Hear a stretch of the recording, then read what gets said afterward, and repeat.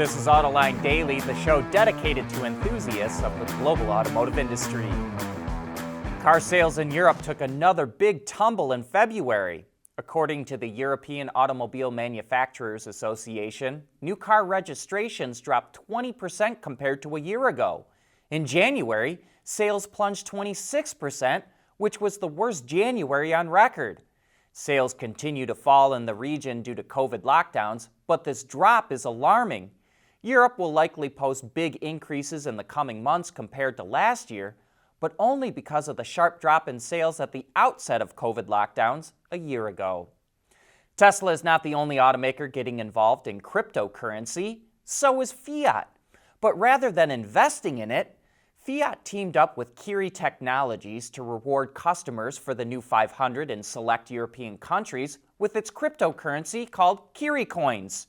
They're earned based on driving style, including things like speed and distance. Remember, the new 500 is electric only.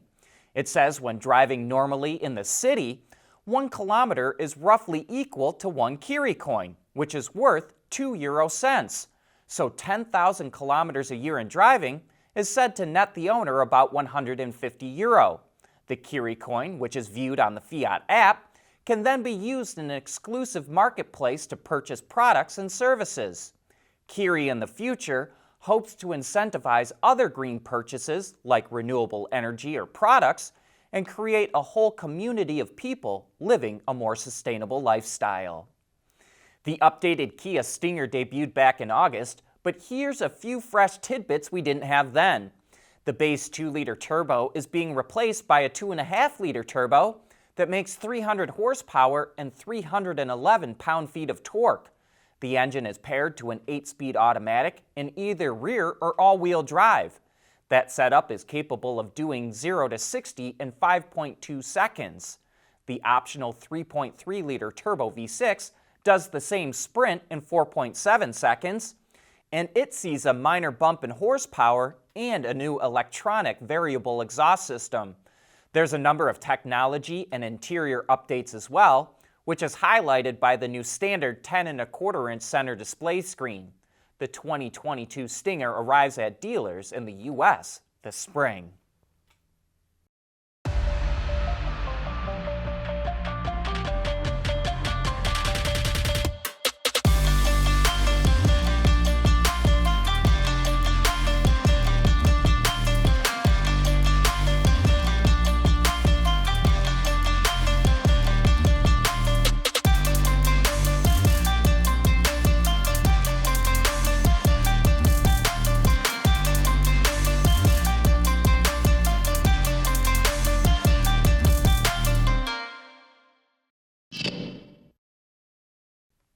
Bloomberg reports that Foxconn, the world's largest contract manufacturer, is looking at building an assembly plant for electric cars in either Wisconsin or Mexico.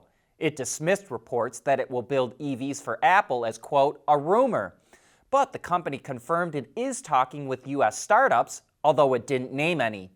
Foxconn previously announced deals to make electric cars with Fisker, Byton, and Geely, probably in China. Foxconn also set a goal to assemble 10% of all EVs in the world, and it says it could have a solid-state battery ready before 2024. Ford is opening a robotics lab at the University of Michigan. It's going to embed 100 scientists and engineers there who will work on robotics technology for air, land, sea, space, and for the human body. The goal is to create a brain belt in robotics and provide Ford with future talent. And the company wants that talent to be more diverse. There aren't a whole lot of African Americans or women in the field. Ford also wants to make robots less scary for people. Pointing to sci-fi literature and movies that go back more than a century, Ken Washington, Ford's CTO, said, quote, "We've been afraid of robots before robots even existed." The supplier Magna developed new technology to electrify trucks without having to modify current platforms. Called e-beam technology, it's available in 3 variants with power ranging from 120 to 250 kilowatts and can be integrated into existing trucks without the need for new suspension, chassis, or brake systems. The electric axle is meant to be combined with a battery, electric, or hybrid powertrain system and is designed to maintain the towing and payload capacity of pickups. It's a simple solution to get electrified trucks to market faster. And here's a look at the production version of BMW's all-new electric sedan that will launch sometime this year, the i4. There's still not a whole lot of info to go on. BMW says more details are coming, but here's what we can tell you. There will be a number of versions with ranges up to 590 kilometers WLTP and 300 miles EPA. An M Performance model will also be offered, which has 390 kilowatts or 530 horsepower and will do 0 to 100 kilometers an hour in around 4 seconds. Like we said, more to come soon. We want to know what drives your testing. OTA, connected car, diagnostics, remote testing. Intrepid Control Systems is here to help you work from anywhere. Intrepid Control Systems, driven by your data.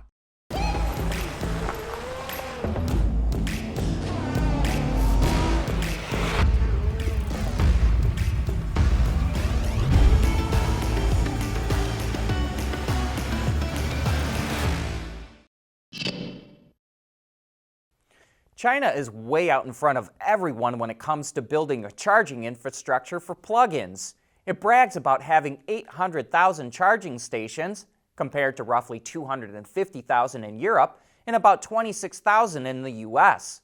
But during Volkswagen's Power Day this week, when we learned about its global EV strategy, the head of VW's R&D in China, Xu Peng, said there are plenty of problems with China's charging stations. Of the 800,000, fewer than 300,000 are actually usable. He said over 30% are usually blocked by ICE cars and about 30% are defective. Moreover, 81% of them are slower level 2 AC chargers. Charging at home is not an option for almost half of all Chinese. Most of them live in apartments and don't even have their own parking spot. But VW sees a huge opportunity with this. It's opening its own fast charging network called CAMS, and by 2025, it will have stations in most major Chinese cities.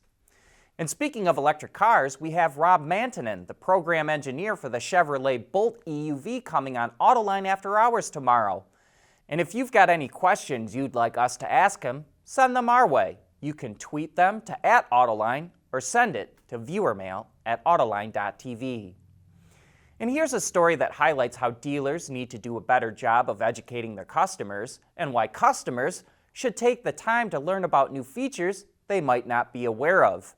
A viewer sent us a letter about a friend and neighbor who bought a new Ram 1500 4x4 with the off-road package and driver assist technology.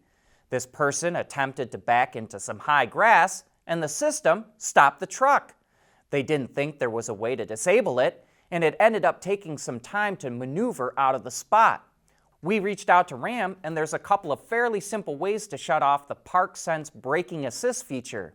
Not only is there a button right on the instrument panel, but a submenu in the infotainment screen that allows either just the braking to be turned off, or both it and the audio and visual warnings.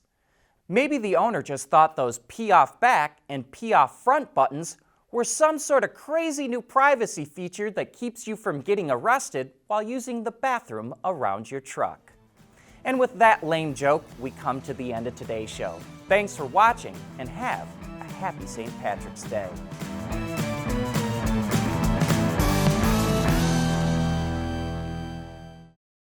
Autoline Daily is brought to you by Bridgestone, solutions for your journey.